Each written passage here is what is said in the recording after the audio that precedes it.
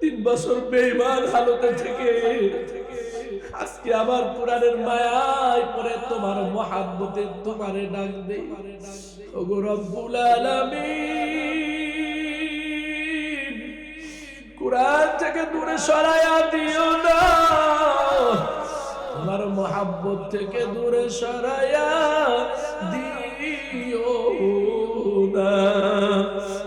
আল্লাহর বান্দা বান্দিরা, যুবক কান্দে বলে, হুজুর আমি যখন চোখের মধ্যে পানি দিয়া হাওয়া করে কান্দি আর আল্লাহরে ডাকি, কেমন জানি আমার পানি মহব্বত করে গায়ের থেকে আমারে ডাক দিয়া কয়, যুবক রে 3টা বছর তুমি আমারে একটা দিনও ডাকো নাই। আজকে আমার কোরআনের আশিক হইয়া দিলের মধ্যে আবার ঈমানের বোঝ নিয়া আজকে যখন চোখে পানি নিয়া আল্লাহ কুফরি হালাতকে তালাক দিয়া গুনার কথা স্মরণ করিয়া আমারে মহব্বতে ডাক দিছো। এরে যুবক তোরে ফিরাইয়া দেব না, ফিরাইয়া দিলে আমার রহমান গিরি বুঝি রবে না। কোন না কোন দিক থেকে আল্লাহর কোরআন ওয়ালা হওয়া লাগবে। এই আল্লাহর বান্দা বান্দিরা, আমি ছোট্ট একটা শেষ ঘটনা শুনে এই দোয়া করে দিব। কোরআন যে আল্লাহ বলেন হেদায়াত, আজকে আমি আপনি কেবলমাত্র শুধুমাত্র কোরআন থেকে দূরে সরার কারণে বন্ধু আমার আপনার হায়াতটা এমন হয়ে গেছে, আমরা যে আলে আমাদের জিন্দেগি এমন বাবা, অধিকাংশ দিন কোরআন তেলাওয়াত হয় না। আহারে ঘুমের থেকে উঠে আগে সূরা ইয়াসিন হইছে, এখন আর হয় না। ঘরের মধ্যে আগে মা বাবা ভাই বোন একসঙ্গে বসে বসে আল্লাহর কোরআন তেলাওয়াত হইতে এখন আর হয় না। ঘরে ঘরে আল্লাহর কোরআন নাই, এই জন্য জমিনের মধ্যে আল্লাহর মহব্বতের হেদায়েত নাই। আলহামদুলিল্লাহ নাহমাদুহু ওয়া নাস্তাঈনুহু ওয়া নাস্তাগফিরুহু ওয়া নু'মিনু বিহি ওয়া নাতাওয়াক্কালু আলাইহি ওয়া নাউযু বিল্লাহি মিন শুরুরি আনফুসিনা মান ইয়াহদিহিল্লাহু ফালা মুদিল্লা লাহু ওয়া মান ইউদ্লিলহু ফালা হাদিয়া লাহু ওয়া নাশহাদু আন লা ইলাহা ইল্লাল্লাহ ওয়াহদাহু লা শারীকা লাহু ওয়া নাশহাদু আন্না সাইয়্যিদানা ওয়া সানাদানা ওয়া হাবিবানা ওয়া তাবিবানা ওয়া তাবিবা কুলুবিনা ওয়া মাওলানা মুহাম্মাদান আবদুহু ওয়া রাসূলুহু আল্লাযী আরসালা রাসূলাহু বিল হাক্কি বাশীরান ওয়া নাযীরা ওয়া দা'iয়ান ইলাল্লাহি বিইذনিহি ওয়া সিরাজান ওয়া কমারান মুনীরা। আম্মা বা'দু ফাআউযু বিল্লাহি মিনাশ শাইতানির রাজীম। বিসমিল্লাহির রাহমানির রাহিম। قل هل يستوي الذين يعلمون والذين لا يعلمون وقال رسول الله صلى الله عليه وسلم من سلك طريقا يلتمس فيه علما سهل الله له به طريقا إلى الجنة أو كما قال عليه الصلاة والسلام. اللهم صل على محمد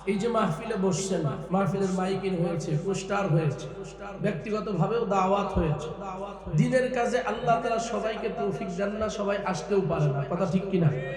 আজকে আপনারা এখানে যারা আসছেন অবশ্যই আপনাদের বড় খুশনসিব, আপনাদের কপালটা অবশ্যই অনেক ভালো যে আল্লাহ তাআলার ডাকে আপনারা সাড়া দিতে পারছেন। কিন্তু যারা সাড়া দিতে পারে নাই, মাইকের আওয়াজ শুনছে, জানছে মাহফিল হবে, উলামা ইকরাম আসবে, যারা সাড়া দিতে পারে নাই অবশ্যই তাদের কপালটা মন্দ, কথা ঠিক কিনা? আল্লাহ রাসূল হাদিস শরীফের মধ্যে বলেছেন, মায়ুরিদিল্লাহু বিহি খায়রান ইউফাক্কিহু ফিদ্দীন। এটার ব্যাখ্যা যেমন দ্বীন শিখার ব্যাপারে আছে, কিছু উলামা ইকরাম এভাবেও ব্যাখ্যা দিয়েছেন, আল্লাহ তাআলা যার মঙ্গল চান তাকে দ্বীনের কাজ করার তৌফিক দেন, ইলম শিখার তৌফিক দেন, এটা যেমন ঠিক দ্বীনের কাজ করার তৌফিক দেন। ভাই আমরা চাইলেও কিন্তু দ্বীনের কাজ করতে পারবো না। এখানে বসেছেন, বসার ফজিলত কি?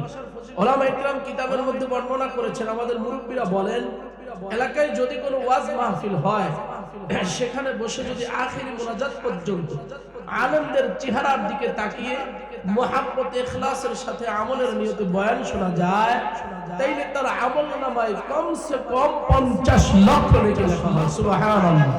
এটা কমসে কম, বেশি কত দিবেন আল্লাহ তাআলা ভালো জানেন। আমার জানা মতে এই এলাকায় এই মুহূর্তে এই জায়গার থেকে কোনো ফজিলতের কাজ আশেপাশে হচ্ছে না, কারণ এখন ইশারের নামাজের সময় না, চলে গেছে, নামাজ পড়া হয়ে গেছে। অবশ্যই আমরা আড্ডাবাজিতে, ঘোরাঘুরিতে, গুনাহের মধ্যে সময় কাটাইতেছি। এই মুহূর্তে এখানে নেকের আমল চলতেছে। সুতরাং কোন মুমিন যার দিলে ন্যূনতম আল্লাহ তাআলার মহব্বত আছে, যার দিলে পরকালের ভয় আছে, কবরের ভয় আছে, এমন কোন ইমানদার, কোন মুমিন উলামা ইকরামকে বসায় রেখে এলাকায় মাহফিল হলে রাস্তাঘাট দোকানপাটে সময় কাটাইতে পারে না, কথা বলেন ঠিক কিনা? অবশ্যই তাদের বদনসিব যারা এখানে বসতে পারে না। রাস্তায় যারা দাঁড়ায় আছেন আল্লাহর বান্দার, ওখানে তো খোলা আকাশের নিচে ঠান্ডা বেশি, একটু বসলে কেমন হয়? দেখেন এখানে বসলে আল্লাহ তাআলার মহব্বত পাইলেও পাইতে পারে। হতে পারে আজকে এই বয়ানটা আমার আপনার জিন্দেগীর শেষ বয়ান, আর কোনোদিন বয়ান শোনা হবে না। রাতের বেলা ঘুমাবো, সকালবেলা জাগতে পারবো, কোনো গ্যারান্টি নাই। আল্লাহর ওয়াস্তে যারা দাঁড়িয়ে আছেন, আশেপাশে আছেন, সকলকেই আজকের এই মাহফিলে আসার জন্য বিনীতভাবে করজোড়ে অনুরোধ করছি। আল্লাহর কাছে দোয়া করতেছি, আল্লাহ আজকের এই মাহফিলে যারা বসেছে, বসবে, নিয়ত করতেছে, আসবে, আসার নিয়ত করতেছে, আল্লাহ আপনি সবার হায়াতের গুনাহগুলো মাফ করে দিন, বলেন আমিন। সবার নামটা জান্নাতের খাতায় উঠায় নিয়ে এরপরে মাহফিল থেকে বাড়ি নিয়ে যায়, বলেন না আমিন। হেদায়েতের জন্য আজকের এই মাহফিলকে কবুল করে নেন, সকলেই বলেন আমিন।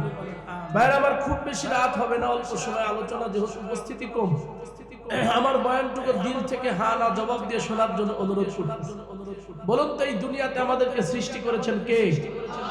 আল্লাহ তাআলার নাম আরো মহব্বতে বলেন আল্লাহ। এখন এই মুহূর্তে আমাদেরকে বাঁচিয়ে রেখেছেন কে? এই দুনিয়া ছেড়ে আমাদের একদিন যাইতে হবে, দুনিয়ার থেকে বিদায় করবেন কে? আসছি আল্লাহর ইচ্ছায়, আসি আল্লাহর ইচ্ছায়, যাবো আল্লাহর ইচ্ছায়, কথা ঠিক কিনা? মাঝখানের যে দুনিয়া আল্লাহ তাআলা আপনাকে আমাকে দিয়েছেন, এই দুনিয়া একেবারেই ক্ষণস্থায়ী।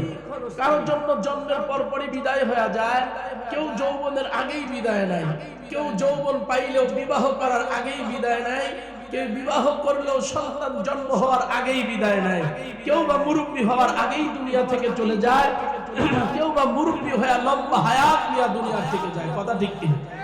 বারবার এই দুনিয়াতে আমি আপনি কয়দিন থাকবো, কয় মুহূর্ত থাকবো, এই দুনিয়ায় মৃত্যু কার, কখন, কোথায়, কি হালাতে হবে, আমি আপনি তো দূরের কথা, দুনিয়ার কোন নবী রাসূলও বলতে পারে না, কথা বলেন। আমাদের পয়গম্বর নবীদের মধ্যে এক নম্বর শ্রেষ্ঠ পয়গম্বর, তিনিও বলতে পারেন নাই আমার মৃত্যুটা কবে হবে, কখন হবে, কোন সময় হবে, বলতে পারেন নাই। আল্লাহ তাআলা এই দুনিয়ার মধ্যে এমন 5টি ইলম যেটা দুনিয়ার কাউকেই দেন নাই, নিজের কাছে রেখে দিয়েছেন। এই 5 ইলমের মধ্যে একটা ইলম হলো মৃত্যু, কার, কোথায়, কখন হবে আমরা কেউ জানি, শুধু এতটুকু জানি মরাই লাগবে, কথা ঠিক। আল্লাহ তাআলা কুরআনুল কারীমের এক আয়াতের মধ্যে বলেন, ইযা জাআ আজালুহু লা ইস্তাখিরুনা সাআতাও ওয়া লা ইস্তাকদিমুন। আল্লাহ বলেন, হে দুনিয়ার মানুষ, তোমাদের মৃত্যুর নির্ধারিত সময় একদিন আসবে, নির্ধারিত সময় আসলে সামান্য সময় এদিক ওদিক করা হবে না। যখন যেখানে যেই জায়গা থেকে ডাক আসবে ওই জায়গা থেকেই তোমাকে দুনিয়া ছেড়ে বিদায় নিতে হবে। কথা বলেন ঠিক কিনা? এই দুনিয়ায় আমি আপনি যেই পরিচয় ধারণ করেছি, কেউ বা মুফতি মুহাদ্দিস, কেউ বা বড় শাইখুল হাদিস, কেউ বা বড় বক্তা, কেউ ইমাম খতিব, এই দুনিয়ায় কেউ বা রাজনীতিবিদ, এমপি, মন্ত্রী, প্রধানমন্ত্রী, চেয়ারম্যান, মেম্বার, ওয়ার্ড কাউন্সিলর, কেউ বা দুনিয়ার দিক থেকে বুদ্ধিজীবী, কেউ বড় শিল্পপতি, বড় ব্যবসায়ী, কেউ কারো পিতা, কারো সন্তান। এই যে দুনিয়াতে যত পরিচয় ধারণ করেছি, এই পরিচয় কেবলমাত্র শুধুমাত্র দুনিয়ার, একটা পরিচয় পরকালে গিয়া কোনোই কাজে লাগবে না। কথা বলেন ঠিক কিনা? আমি কবরে গিয়া শুধু আমার পরিচয় দিলাম আমি আলেম, কিন্তু আমার আমল ভালো না, আলেমের পরিচয় আমাকে কোনো উপকার করবে না। আমি পরিচয় দিলাম আমি মুফতি মুহাদ্দিস, কিন্তু দুনিয়াতে আল্লাহর সঙ্গে আমার মহাব্বত নাই, কেবলমাত্র মুফতি মুহাদ্দিসের পরিচয় দিয়ে পরকালে বাঁচা যাবে না। দুনিয়ার অন্যান্য পরিচয় দিয়ে তো বাঁচার কোনোই কায়দা নাই। কথা বলেন ঠিক কিনা? এজন্য আল্লাহ তাআলা বান্দাকে দুনিয়াতে পাঠাইছেন কেন, উদ্দেশ্য কি, কেন দিলেন দুনিয়া, এগুলো বিস্তার আল্লাহ তাআলা কুরআনুল কারীমের একাধিক জায়গায় বর্ণনা করেছেন। এক আয়াতের এক অংশে আল্লাহ তাআলা বলেন, লিয়াবলুয়াকুম আইয়ুকুম আহসানু আমালা। মালিক বলেন, দুনিয়ার মানুষরে আমি আল্লাহ দুনিয়াটা ফাও ফাও দেই নাই। তুমি মনে করো না এই দুনিয়াটা আমি তোমাকে অযথাই দিয়া দিলাম। এই দুনিয়া আমি কাউরে অযথাই দেই না। মালিক বলেন, দুনিয়ার মানুষরা আমি আল্লাহ বড় মহাব্বত করে তোমাদের দুনিয়ায় পাঠাইছি। দুনিয়ার মধ্যে তোমার যা লাগবে আমি আল্লাহ সুন্দর করে করে সেটিং দিয়া তোমার দুনিয়ায় পাঠায়া দিয়েছি। বান্দারে যেদিকে তাকাবি আমি আল্লাহ, ফাবি আইয়ি আলা রাব্বিকুমা তুকাদ্দিবান। বান্দারে কয়টা নিয়ামত অস্বীকার করবি, কোন কোন নিয়ামত অস্বীকার করবি? আমি আল্লাহ প্রতিদিন সকাল বেলা সূর্য উঠায় একমাত্র তোর প্রেমে পাগল হইয়া। রে দুনিয়ার মানুষ, আমি আল্লাহ আবার সন্ধ্যা বেলা সূর্য ডুবায়া রাত্র বানাই তোর মহাব্বতে পড়িয়া। রে দুনিয়ার মানুষ, আমি আল্লাহ হাজারো রকমের ফল ফলাদি বানায়া দেই তোর মহাব্বতে পড়িয়া। আমার গোলাম শুধু ঝাল খায়া টিকতে পারবে না, আমি মহাব্বত করে মিষ্টি খাবার বানায়া দেই। আমার গোলাম শুধু মিষ্টি খায়া থাকতে পারবে না, আমি আল্লাহ টক স্বাদ বিষাদের খানাগুলো বানায়া দেই। আমার মালিক বলেন, দুনিয়ার গোলাম রে, আমি আল্লাহ পানির মধ্যে হাজারো মাছ তৈরি করেছি তোর মহাব্বতে পড়িয়া। রে গোলাম, আমি আল্লাহ রং বিরঙের খাবার বানাইছি তোর মায়ায় পড়ে। দুনিয়ার মধ্যে তুই আমার পাগল হইয়া যাবি। দুনিয়াতে তুই আমার এই মহাব্বত করবি। দুনিয়ার মধ্যে তুই আমি ছাড়া কিছুই বুঝবি না। তোর বডি আর শরীরের দিকে তাকায়া দেখ, আমি আল্লাহ কি সুন্দর করে তোর চোখটা তোর চেহারার সঙ্গে মিল করে সেটিং করেছি। আমি আল্লাহ তোর নাকটা কত সুন্দর করে লম্বা বানাইছি, তোর চেহারার সঙ্গে মানানসই এক নাক সেটিং দিয়া দিছি। আমি আল্লাহ সুন্দর করে তোর ঠোঁট বানাইছি। আমি আল্লাহ সুন্দর করে তোর অবয়ব বানাইছি। আমি আল্লাহ দীর্ঘদিন তোর মায়ের পেটে এক ফোঁটা নাপাক পানির মধ্যে রক্ত গোশত লাগায়া তোরে বানায়া দিছি। 2টা বছর, 1.5টা বছর, 9টা 10টা মাস আমি আল্লাহ নীরবে নিস্তব্ধে মায়ের পেটে তোর সঙ্গে প্রেম আর মহাব্বত করেছি। রে দুনিয়ার মানুষ,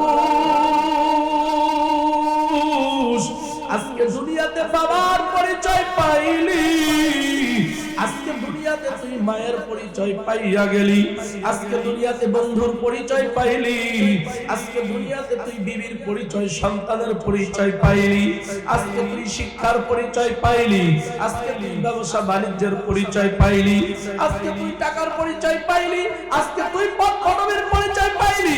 এ দুনিয়ার গোলাম, আমি আল্লাহ তোরে মহাব্বতে বানাইলাম, তুই বুঝি আমার চিনলি না।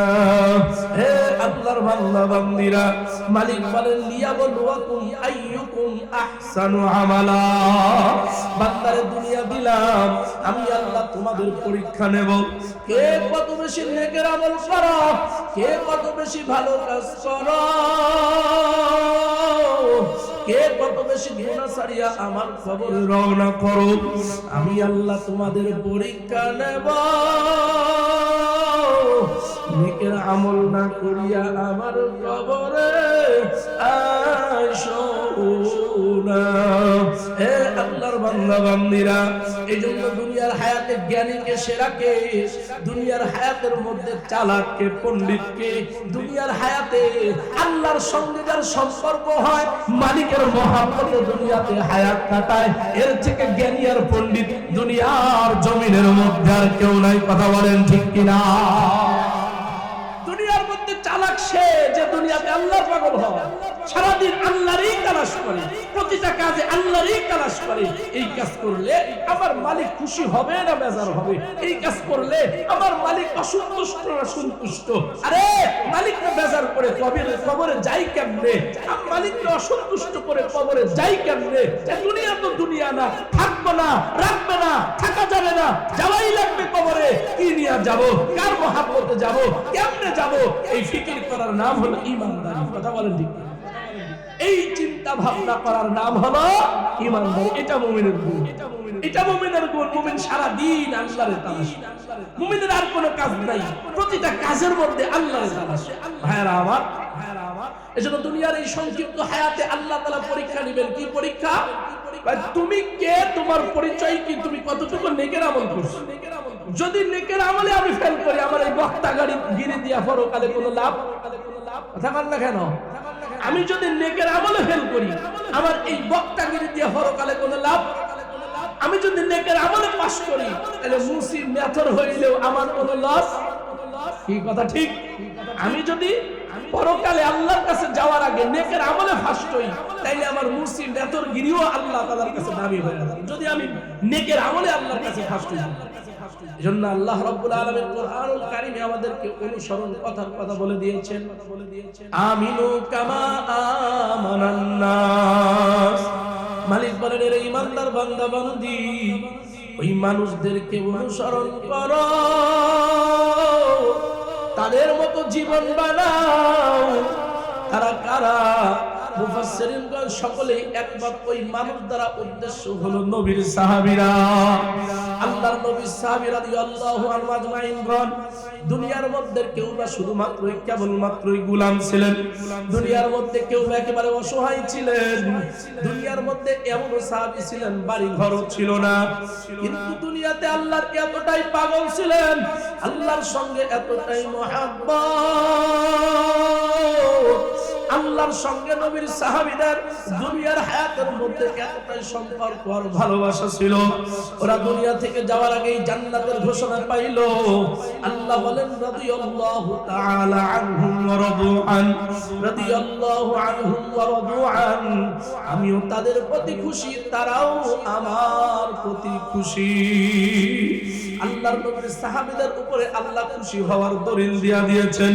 এরে দুনিয়ার মানুষেরা, নবীর সাহাবীরা এই দুনিয়ার মধ্যে কি এমন আমল করতেন, আল্লাহ কেন এতই বা খুশি?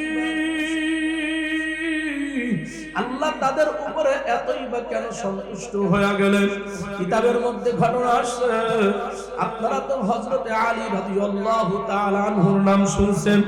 আল্লাহর নবী এমন এক সাহাবী, দুনিয়ার হায়াতে ওনাকে শেরে খোদা বলে ডাক দেওয়া হইতো।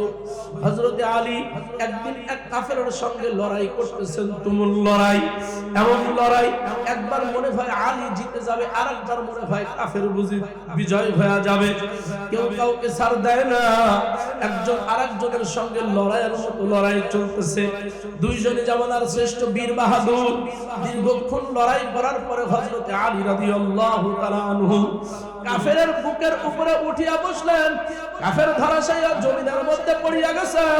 আল্লাহু আকবার। এই অবস্থায় কাফের জমিনের মধ্যে শোয়া হযরতে আলী কাফেরের বুকের উপরে, এই অবস্থায় কাফের মাটির উপরে শুইয়া মুখের মধ্যে থুথু জমা করিয়া হযরতে আলীর মুখের মধ্যে মারিয়া দিয়েছে।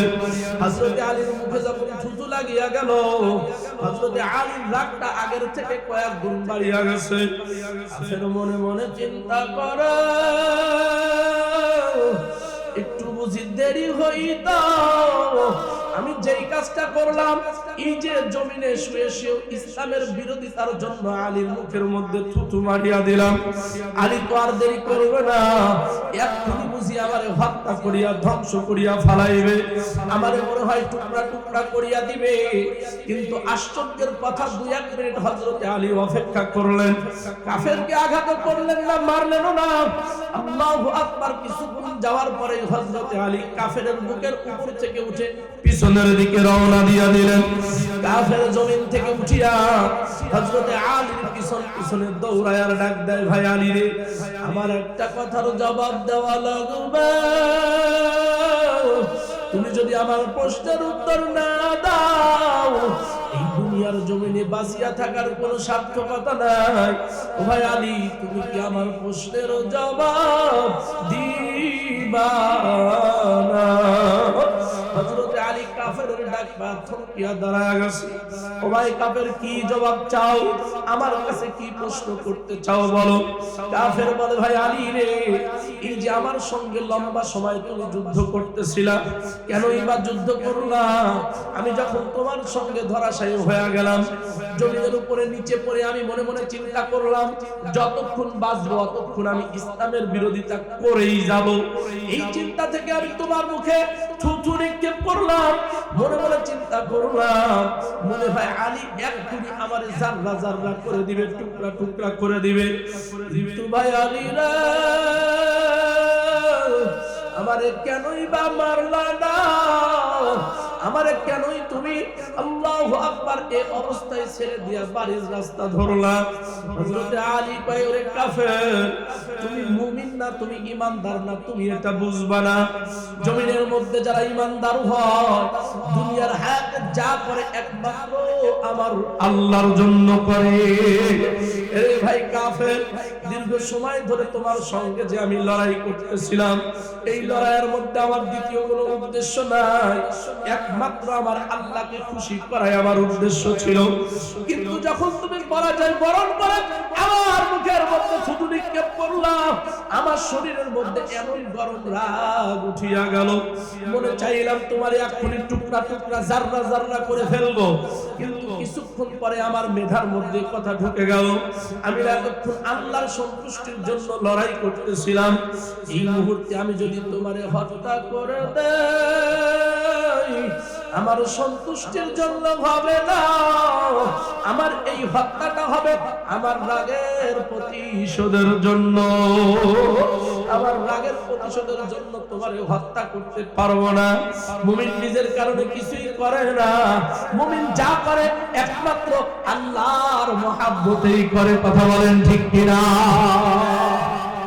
দুনিয়ার হায়াতে নবীর সাহাবীদের গুণগুলোর মধ্যে সবথেকে বড় গুণ এটা ছিল, দুনিয়াতে যা করত একমাত্র আল্লাহর জন্য। কথা বলেন ঠিক কিনা? আমাদেরও এমন হওয়া লাগবে। এই জন্যই নবী বলেছেন আমিন, আল্লাহ বলেছেন আমিনু কামা আমানান নাস, তোমরা ঈমান আনো ওই মানুষদের মতো ঈমান। তোমাদের চলা ফিরা, উঠা বসা, খাওয়া দাওয়া, লেনদেন, সামাজিক রাজনীতি, অর্থনীতি যা হবে সব একমাত্র কার জন্য হবে? আওয়াজ দিয়া বলেন, আল্লাহর জন্য হবে। কথা বলেন ঠিক?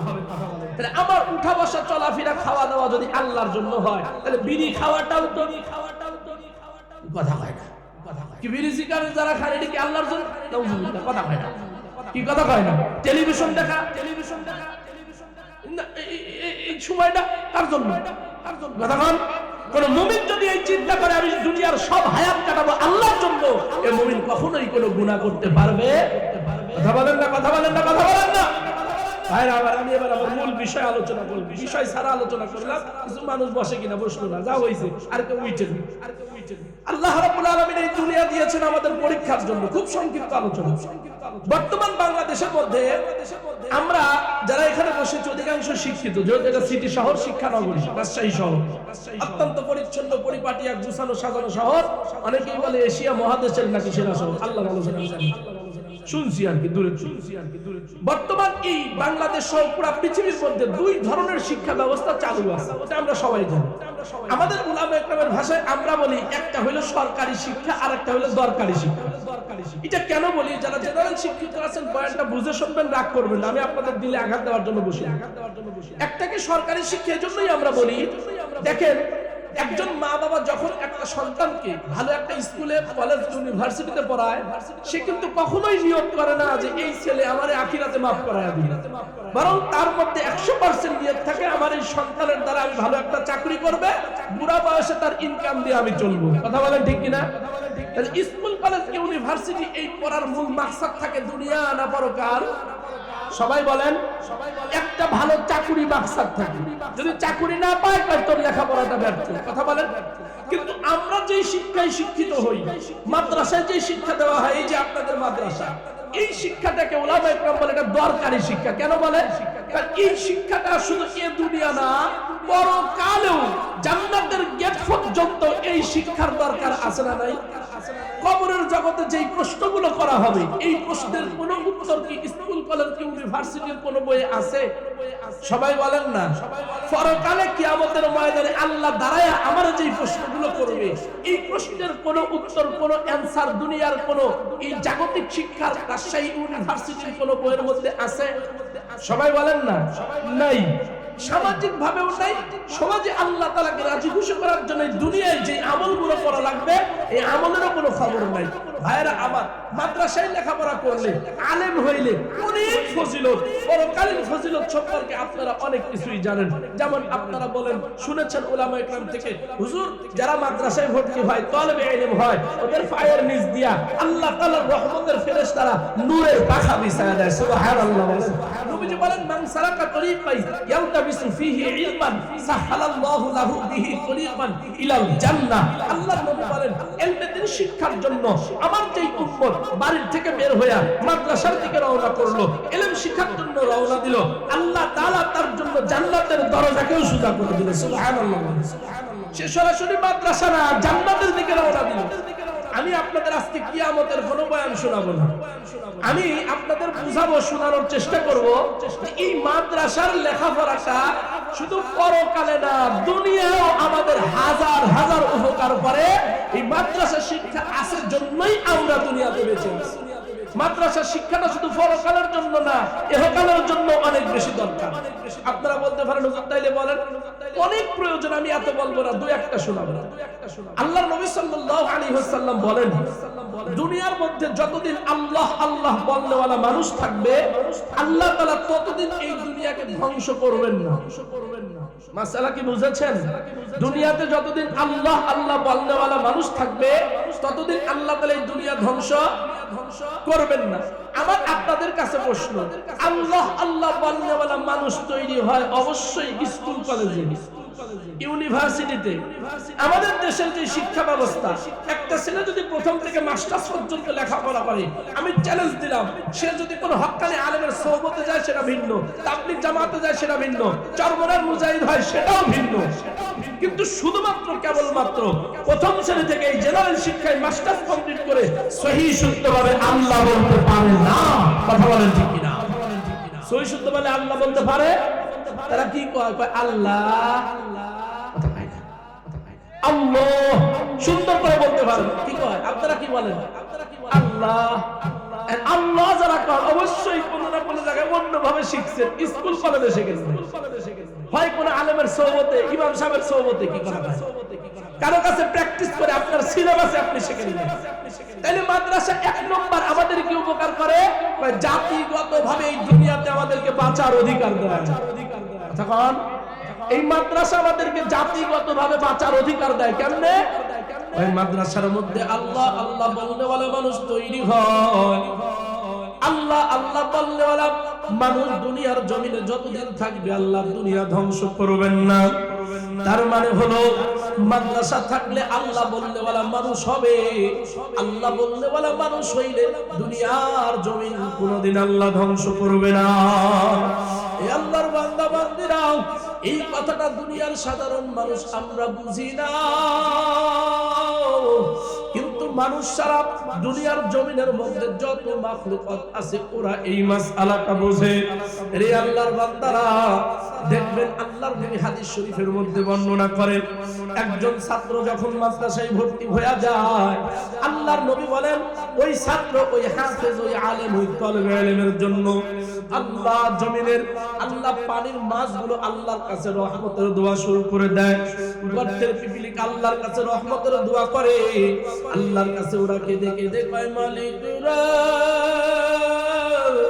এই যে মাদ্রাসার ছাত্র ভর্তি হইল, এই যে আজকে ওরা কোরআনের হাফেজ হইতেছে, ওরা আজকে সমাজের মধ্যে আলেম হইতেছে, রে আল্লাহ, ওদের কারণে আমরা বেঁচে আছি, ওদের কারণেই দুনিয়ার জমিনে তুমি কিয়ামত দিবা না, দুনিয়া ধ্বংস হবে না। আমরা তোমার কাছে দোয়া করলাম, তুমি তাদের রহমত দিয়া ভরে দিও, তুমি তাদের মর্যাদা দুনিয়ার মধ্যে শ্রেষ্ঠ বানায়া দিও। বলেন না সুবহানাল্লাহ। তাইলে মাদ্রাসা শিক্ষার দ্বারা এক নম্বর ফজিলত হলো আল্লাহ তাআলা এই দুনিয়াতে তাদের কল্যাণে আমাদেরকে বাঁচার অধিকার দিয়ে রাখছে। কথা বলেন ঠিক কিনা? তাহলে এক নম্বর উপকার। দুই নম্বর উপকার, মাদ্রাসার শিক্ষার দ্বারা আল্লাহ তাআলা মানুষের মৌলিক অধিকার ঠিক রাখেন। দুই নম্বর কি বললাম? মাদ্রাসার শিক্ষার দ্বারা আল্লাহ তাআলা মানুষের মনুষ্যত্ব, মৌলিক অধিকার ঠিক রাখেন। বলবেন কেমনে? আমি বুঝাই, তাহলে বুঝবেন আমার কথা। খুব খেয়াল করে, এই দুনিয়ার মধ্যে আল্লাহ তাআলা যত মাসআলা মাসাইল দিয়েছেন, এই যে হালাল হারাম ফরজ ওয়াজিব সুন্নাত মুস্তাহাব যা দিয়েছেন, এই মাসআলাগুলো আল্লাহ তাআলা শুধুমাত্র কেবলমাত্র মানুষ আর জিন জাতির জন্য দিয়েছেন। মানুষ আর জিন জাতি ছাড়া এই দুনিয়ার কোনো মাখলুকাতের কোনো হালাল হারাম ফরজ ওয়াজিবের মাসআলা নাই। আছে? জোরে বলেন। ইমাম সাহেব হুজুর খুব ভালো মানুষ, এটা গরু পোষে, গরু দড়ি ছিল, মাঝে মাঝে আমি মসজিদের সভাপতি, আমার ফসল খাই, ইমাম সাহেবের বাড়ির পাশে আমার জমিতে ফসল, আমি ইমাম সাহেবের এসে ডাকারাই করি, হুজুর এ কেমন কথা, আপনি একটা আলেম মানুষ, একটা কাজ করেন, নিয়ে আপনার গরুটা দড়ি ছিল, প্রতিদিন আমার ফসল খাই, আপনি দেখে রাখতে পারেন? ইমাম সাহেব হুজুর বড় আল্লাহওয়ালা মানুষ, চিন্তা করলো কথা তো ঠিক। গোয়াল ঘরে গিয়া গরুর কানের কাছে মুখ নিয়ে খুব সুন্দর করে সুর দিয়া ওয়াজ করতেছে, গরুরে দেখ সভাপতির ফসল খাওয়া কিন্তু হারাম কবিরা গুনাহ, মানুষের ফসল খাওয়া জায়েজ নাই। এই যে কুরআনের আয়াত, এই যে হাদিস দলিল দিলাম, খবরদার আর যেন না খাস। আপনি বলেন তো, ইমাম সাহেব যত সুন্দর করেই ওয়াজ শোনান, পরের দিন গরু যদি আবার দড়ি ছাড়া হয়, তাহলে সভাপতির ফসল তো খাবে না। খাবে? খাবে। হুজুর ওয়াজ করে শোনাইল না জায়েজ নাই কবিরা, তাও খাবে। কথা কন না? কেন খাবে? গরুর তো আর মাছটা বোঝার ক্ষমতা নাই। কথা ঠিক কিনা? এদের সামনে যা দিবেন সব খাবে, এদের হালাল হারাম নাই। কথা ঠিক কিনা? এর ফরজ ওয়াজিব নাই, ওরা যা দিবেন সব হালাল, ওর কবিরা সগীরা গুনাহে যা দিবেন সব জায়েজ। কথা ঠিক কিনা? ভাইরা আমার, তাহলে দুনিয়ার সব মাসলা মাসাইল আল্লাহ দিয়েছেন, জিন যেহেতু নাই, এখানে শুধুমাত্র মানুষ, কেবলমাত্র মানুষ। এখন আমি আপনাদের প্রশ্ন করি, এই যে আমরা প্রতিদিন ঘুমাই, খানা খাই, উঠা বসা করি, গল্প গুজব করি, চলাফেরা করি, ব্যবসা বাণিজ্য করি, চাকরি বাকরি করি, এই সংক্রান্ত হুকুম আহকাম আল্লাহর পক্ষ থেকে দেওয়া আছে না নাই? মানুষের জন্য আছে। প্রতিদিন খানা খান, খানার হুকুম কি? আল্লাহর নবী বলেন, উম্মত রে, খানা খাওয়ার সময় দস্তরখানা পেরে নিবা। কথা ঠিক কিনা? দুই হাত কবজি পর্যন্ত ধুয়ে নিবা, আল্লাহ বিসমিল্লাহ বলে দোয়া করে খানা শুরু করবা। ডান দিক থেকে খানা খাইবা, আল্লাহু আকবার শুকরিয়া আদায় করবা। আল্লাহ খানার শেষে আবার তুমি প্লেট চেটে খাবা, দোয়া দিয়ে শেষ করবা। রে আল্লাহর নবীর উম্মতেরা, আল্লাহ তাআলা কুরআনুল কারীমের এক আয়াতের মধ্যে মানুষ সম্পর্কে বলেন, উলাইকা কাল আনআমি বাল হুম আদাল। মুফাসসিরিনগণ বলেন, আল্লাহ তাআলা এখানে এই কথাটাই বলতেছেন, দুনিয়াতে আমি যাদের মানুষ বানাইলাম, ঈমানদার বানাইলাম, আমি তাদের জন্য বিভিন্ন প্রকারের হুকুম আহকাম দিয়া দিলাম। দুনিয়ার জমিনে যারা আমার হুকুম আহকাম গুলো মানে না, ওরা চতুষ্পদ জন্তুর মতো। আল্লাহ বলেন বালহুম আদাল, এমনকি ওরা চতুষ্পদ জন্তুর থেকেও খারাপ। আল্লাহ আমাদের সম্পর্কই বলেন, যেই মানুষেরা আমার হুকুমগুলো মানে না, যেই মানুষেরা আমার দেওয়া বিধানগুলোকে গুরুত্ব দেয় না, ওরা চতুষ্পদ জন্তুর মতো। আপনারা বলবেন হুজুর আমরা আবার চতুষ্পদ জন্তুর মতো কেমনে হইলাম? এবার আমি আপনাদের বুঝাই। আমাদের দেশে গরু খানা খায়, গরু কি দস্তর খানা নেয়? কথা কয় না? গরু অবশ্যই বিসমিল্লাহ বলে খায়। আপনারা শোনেন না, গোয়াল করে বিসমিল্লাহ পায় না, আউযুবিল্লাহ বিসমিল্লাহ কি কয়?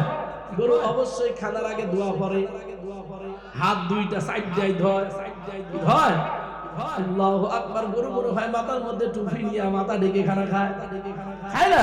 আল্লাহু আকবার। এ আল্লাহর বান্দা বান্দিরা, এবার আপনার সঙ্গে গরুর জীবন আর আপনার জীবনটা মিলায় দেখেন। গরুর দস্তরখানা নাই, তোমারও নাই। কথা বল না কেন? তোমার জন্য মালিক দস্তরখানার হুকুম দিয়েছে, গরুর জন্য দেয় নাই। গরুর সুন্নাত নাই, তোমারও নাই। কথা বলা ঠিক কিনা? মাথায় টুপি নাই, তোমার মাথার মধ্যেও নাই।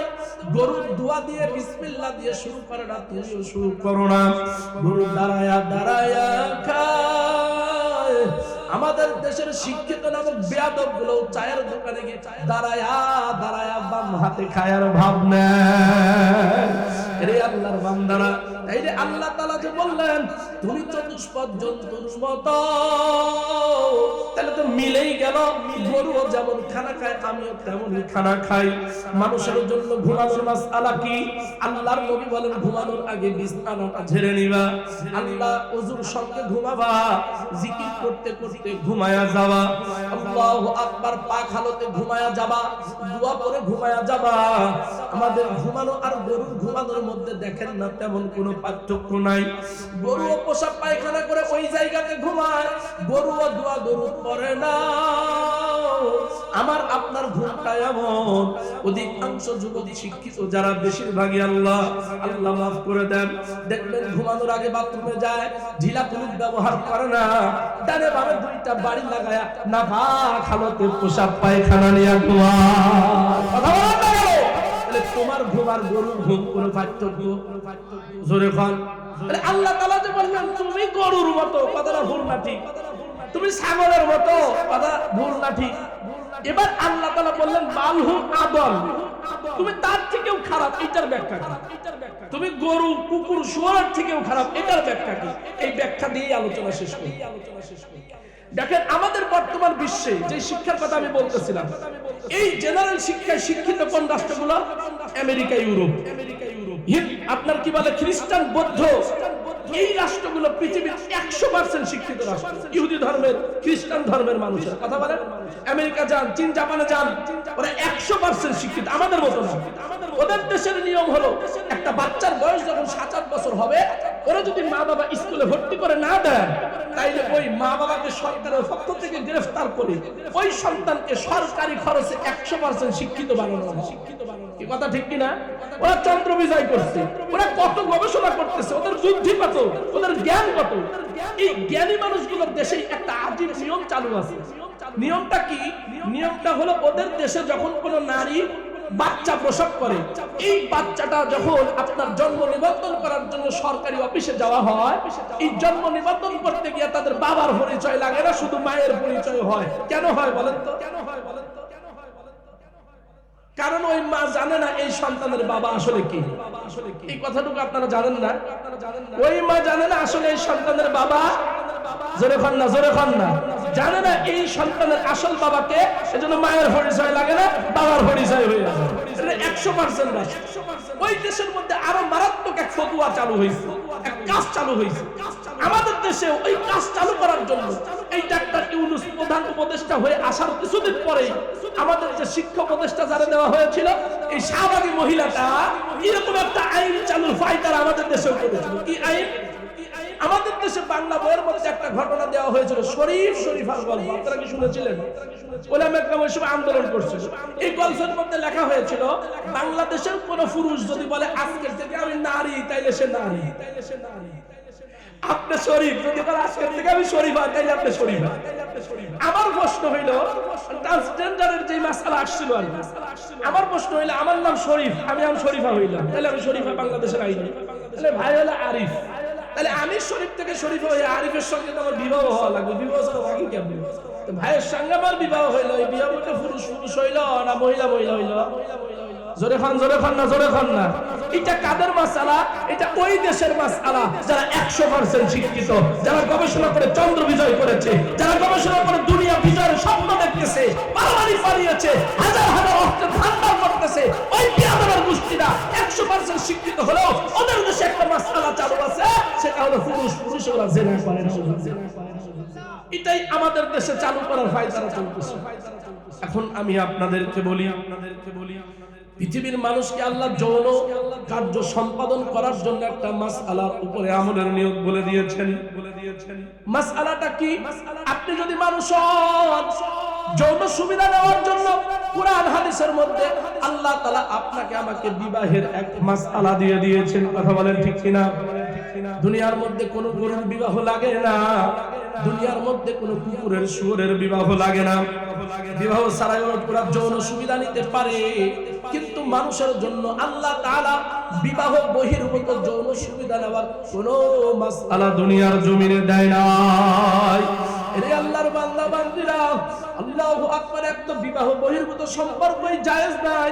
2 নম্বর পুরুষ পুরুষের জিনা ব্যভিচার করে। আমি আপনাদের প্রশ্নের উত্তর চাই, বলেন তো দুনিয়ার জমিনে কোন পুরুষ কুকুর কি কখনো পুরুষ কুকুরের গায়ের উপরে ওঠে? যখন কোন আইরি গরু গায়ের উপরে ওঠে নাকি? এই কোন পাঠা কি কোন পাঠার গায়ের উপরে ওঠে? কিন্তু ওরা 100% শিক্ষিত হয়েও পাঠার গায়ের উপরে ওঠে, যৌন সুবিধা নেয়। কথা হয় না রে? কথা বলেন না কেন?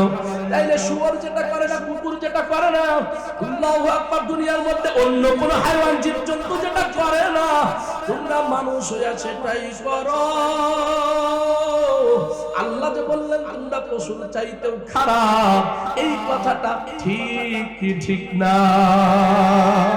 মানুষ তোমরা যেই কাজ করো, 100% শিক্ষিত হইয়াও তোমরা যেই কাজটা করো, এই কাজ দুনিয়ার মধ্যে কোন শুয়োর কুকুর করে না। তোমরা পশুর চাইতেও খারাপ, তোমাদের থেকে পশু ভালো, পশুর থেকে খারাপ হইয়া কবরে আসোরা।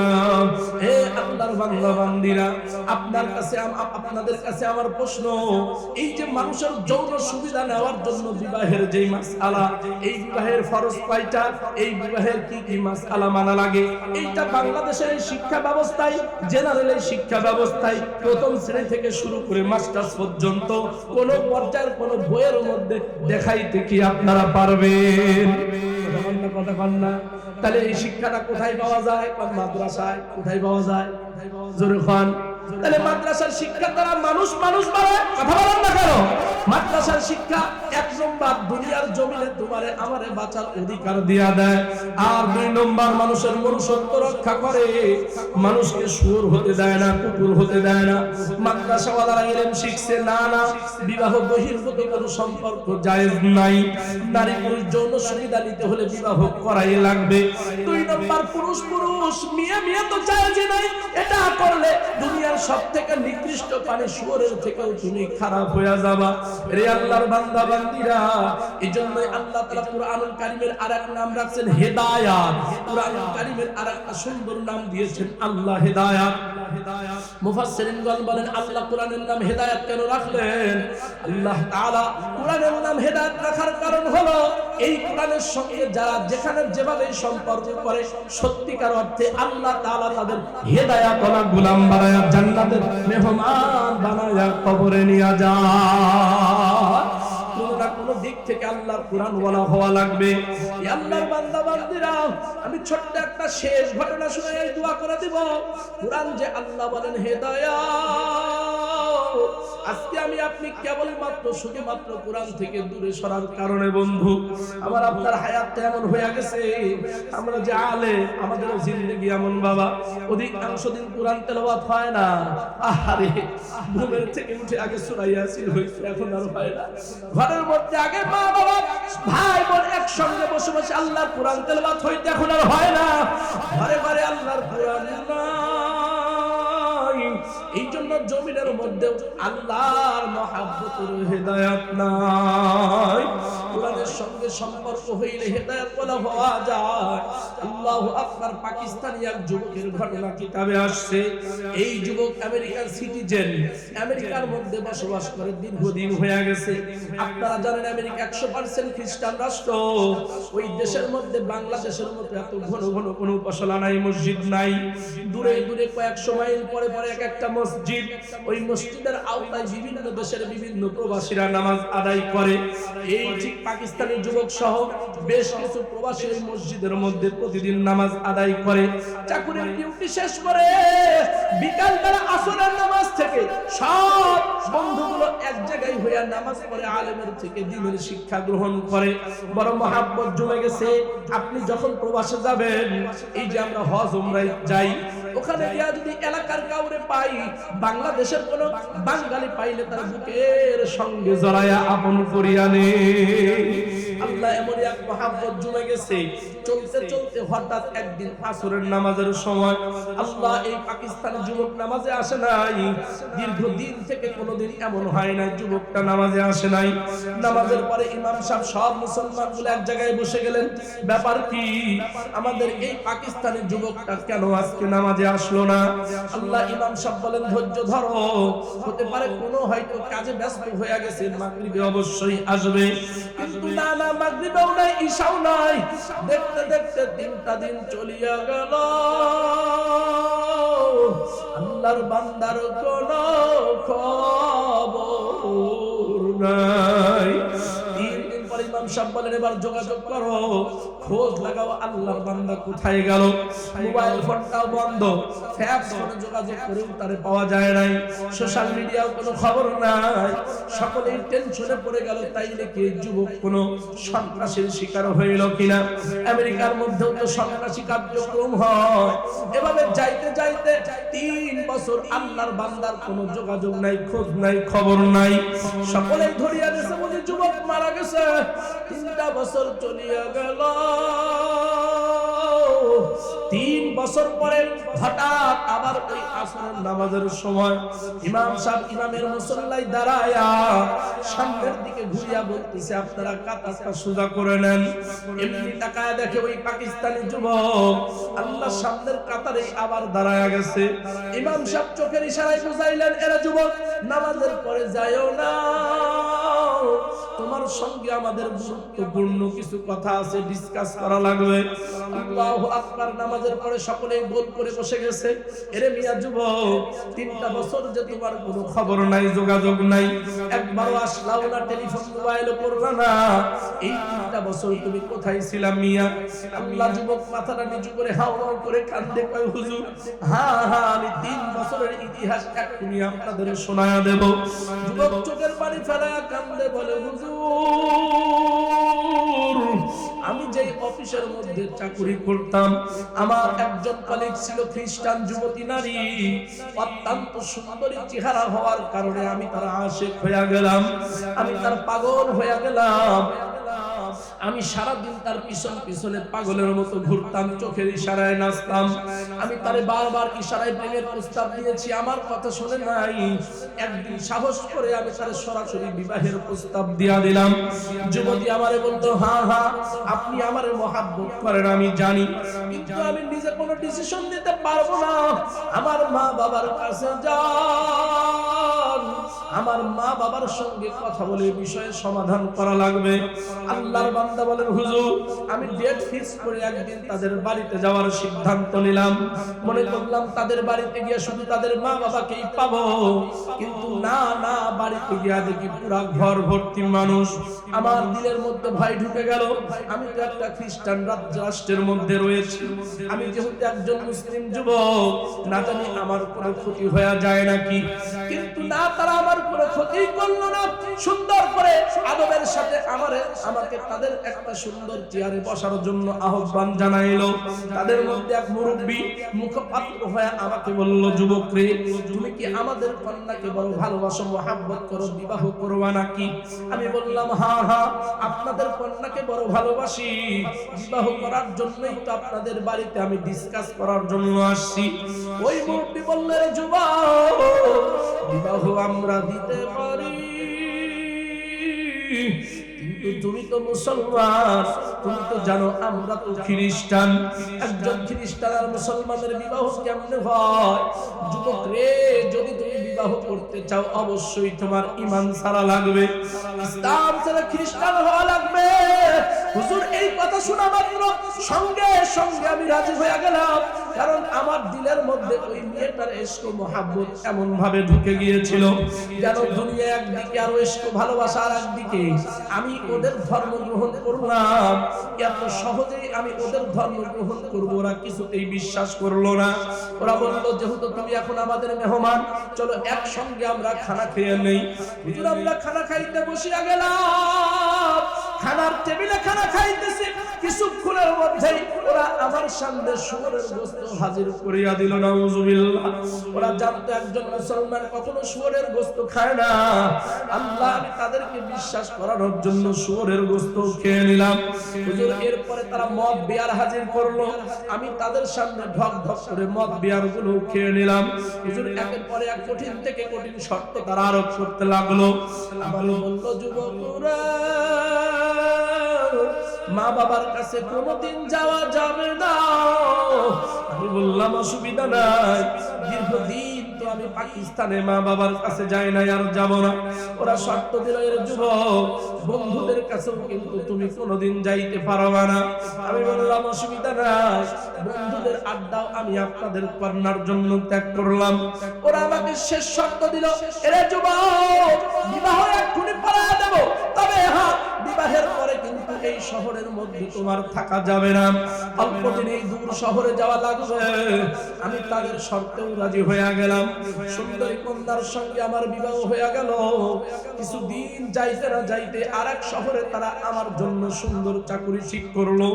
তারা ধনী মানুষ, আমার জন্য বড় এক বাড়ি গাড়িও ঠিক করিয়া দিল। আমার ডাক দিয়া বলল, যুবকরা,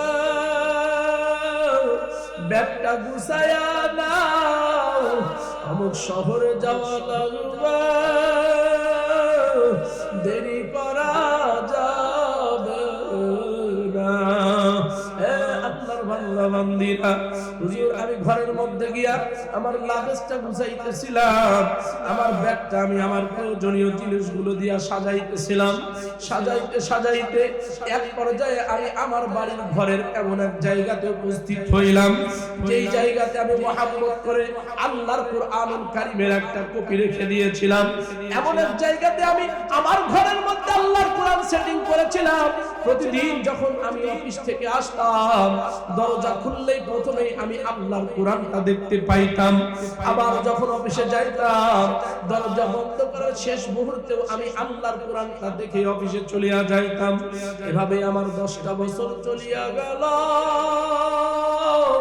হুজুর আমি যখন কুরআনের কাছে আসলাম, কুরআন কেমন যেন আমার দিকে মায়ার নজরে, আল্লাহ মহব্বতের নজরে আমার দিকে ডাক দিয়া কয়, আল্লাহর বান্দারে, ঈমান তো তুমি আগেই ছেড়ে দিয়েছো।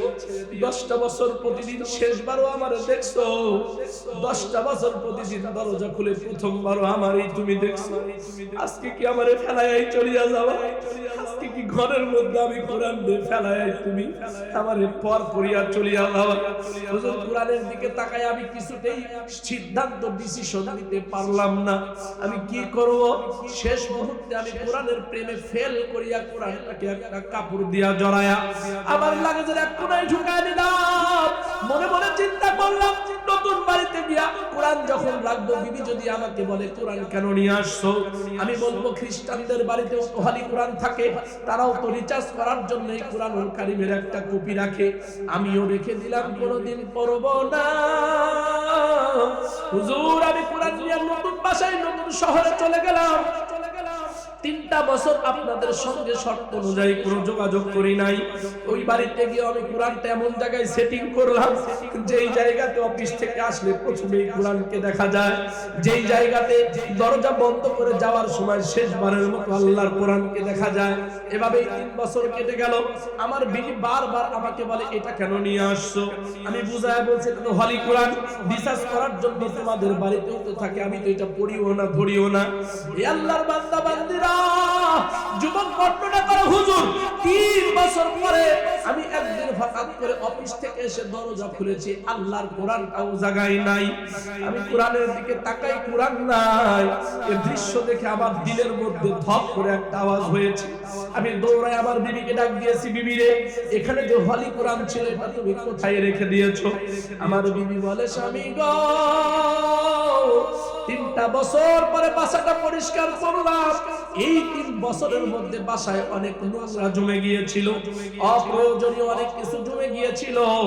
আমি সেগুলো পরিষ্কার করতে গিয়ে কোরআনটাও তো আমার আপনার জন্য বাসার মধ্যে অপ্রয়োজনীয়, এটা তো আপনি পড়েন না ধরেন না, এই জন্য কোরআনটাকেও আমি ময়লার সঙ্গে এক জায়গায় করে ডাস্টবিনে ফেলাইয়া দিয়ে আসলাম। হুজুর এই কথা শোনার সঙ্গে সঙ্গে আমার দিলের মধ্যে এমন আঘাত লেগে গেল। আমি আমার বিবিকে উত্তম মাধ্যম দিয়ে শুরু করে দিলাম। আমার বিবিকে আমি বললাম, বল না আল্লাহর কোরআন তুমি শহরের কোন ডাস্টবিনে ফেলায় আসছো? যদি না বলো তোমার রক্ষা নাই। বিবি ভয়ে ভয়ে আমাকে বলল, শহরের অমুক ডাস্টবিনে ফেলায় আসছি। হুজুর আমি সেই ডাস্টবিনেই দৌড়ায় গেলাম। 3 বছর শহরে থাকি, কোন বেশি সকলে আমারে চেনে। আমি শহরের বড় শিল্পপতি, শহরের ধনাত্ম সম্মানী ব্যক্তিদের একজন হয়ে গেছি। কিন্তু ডাস্টবিনের মধ্যে গিয়া কেমন যেন আমি সেন্সলেস হয়ে গেছি, পাগলের মতো ডাস্টবিনের মধ্যে গিয়া ময়লার স্তূপ সরাইয়া সরাইয়া আল্লাহর কোরআন তালাশ করতেছি। কিন্তু না না, দীর্ঘক্ষণ তালাশ করার পরেও যখন আমি আল্লাহর কোরআনটা পাইলাম না, ডাস্টবিনের এক কোনায় দাঁড়াইয়া আসমান বরাবর চেহারাটা উঠাইয়া আমার মালিককে মোহাব্বত করে ডাক দিলাম, মালিক রে, 3টা বছর একবারও তোমারে ডাকি না। 3 বছর বেঈমান হালতে থেকে আজকে আমার কোরআনের মায়ায় পড়ে তোমার মোহাব্বতে তোমারে ডাক দেই। ওগো রব্বুল আলামিন, কোরআন থেকে দূরে সরাইয়া দিও না, তোমার মোহাব্বত থেকে দূরে সরাইয়া দিও না। আল্লাহর বান্দা বান্দিরা, যুবক কান্দে বলে, হুজুর আমি যখন চোখের মধ্যে পানি দিয়া হাওয়া করে কান্দি আর আল্লাহরে ডাকি, কেমন জানি আমার পানি মহব্বত করে গায়ের থেকে আমারে ডাক দিয়া কয়, যুবক রে, 3টা বছর তুমি আমারে একটা দিনও ডাকো নাই। আজকে আমার কোরআনের আশিক হইয়া দিলের মধ্যে আবার ঈমানের বোঝ নিয়া আজকে যখন চোখে পানি নিয়া আল্লাহ কুফরি হালাতকে তালাক দিয়া গুনার কথা স্মরণ করিয়া আমারে মহব্বতে ডাক দিছো। এরে যুবক তোরে ফিরাইয়া দেব না, ফিরাইয়া দিলে আমার রহমান গিরি বুঝি রবে না। হুজুর আমার মালিক যেন আমার নতুন ঈমান কবুল করিয়া নিল, আমার ইশারা করিয়া দিল, যুবক ডাস্টবিনের অমুক জায়গায় তালাশ করো। হুজুর আমি নতুন ভাবে আবার তালাশ শুরু করলাম। তুই একটা ময়লার পুটলা টান দিতেই আল্লাহর কোরআনটা কেমন যেন আমার দিকে তাকায়া রইছে, মহব্বতে আমার দিকে দেখে আল্লাহর বান্দারে, 3টা বছর 10টা বছর তুই আমার এই দেখছো, আজকে আমার মায়া ছেড়ে তুমি খ্রিস্টান হয়ে গেছো, আজকে আবার তুমি আমার প্রেম তোমার দিলের মধ্যে নিয়ে আমার এই তালাশে বের হয়ে গেছো।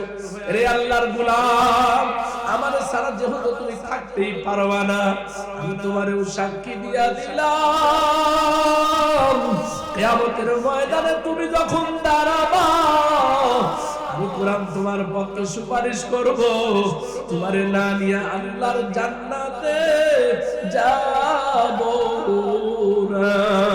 হে আল্লাহর বাংলা বান্দিরা, হুজুর এই যে আল্লাহর কোরআন নিয়ে ফিরে আসছি, 3টা বছর কুফরি হালাতের মধ্যে ছিলাম, খ্রিস্টানের জিন্দেগি যাপন করছি, কিন্তু দিলের মধ্যে আল্লাহর কোরআনের মায়া থাকার কারণে আল্লাহ আবারও আমাকে ঈমান দিয়া আপনাদের কাছে ফিরাইয়া দিয়েছে। সুবহানাল্লাহ। ও দোস্তরা, কোরআন হলো হেদায়াত, কোরআন হলো কালামুল্লাহ। কোরআন যারা পড়ে আল্লাহর সঙ্গে কথা কয়, কোরআন যারা পড়ে আল্লাহর সঙ্গে তাদের মহব্বত হয়। এজন্য আল্লাহর নবী বলেন, খায়রুকুম মান তাআল্লামাল কুরআনা ওয়া আল্লামা। দুনিয়ার মধ্যে সেরা কে? নবী বলেন সেরা সে। দুনিয়ার মধ্যে আসলেই কে আল্লাহর মহব্বত? নবী বলেন সেরা সে যে দুনিয়ার মধ্যে কোরআন পড়ে এবং পড়ায়। এই আল্লাহর বান্দা বান্দীরা, কবরপুরের যাত্রীরা, বাবারে চক্ষুটা বন্ধ করো। এরে পর্দানিশীল মা বোনেরা, চক্ষুটা বন্ধ করো রে মা। 1-2 মিনিট একটু কবরের মুরাকাবা করো, চক্ষুটা বন্ধ করে দেখো। একটু আগেই দুনিয়ার আলো দেখতেছি, চক্ষু বন্ধ করার কারণে সব অন্ধকার হয়ে গেছে। তোমাকে আমাকে একদিন এই হাদির মতো তোমার আমার চক্ষুটাও চিরতর বন্ধ হয়ে যাবে। এই বাচ্চা ছেলেটা কয়েকদিন আগে বসে নাই, দুনিয়া থেকে অত অল্প বয়সেই যাওয়া লাগবে। এই যে ছোট্ট মেয়েটা বাবা বাবা বলে বারবার জানাতে এসে ডাকতে আসে, বাবার কোনদিন সারা দিবে না। দুনিয়ার আমিও তো দুনিয়া থেকে বিদায় নিয়ে যাব। কখন যাব বাবার জানা না।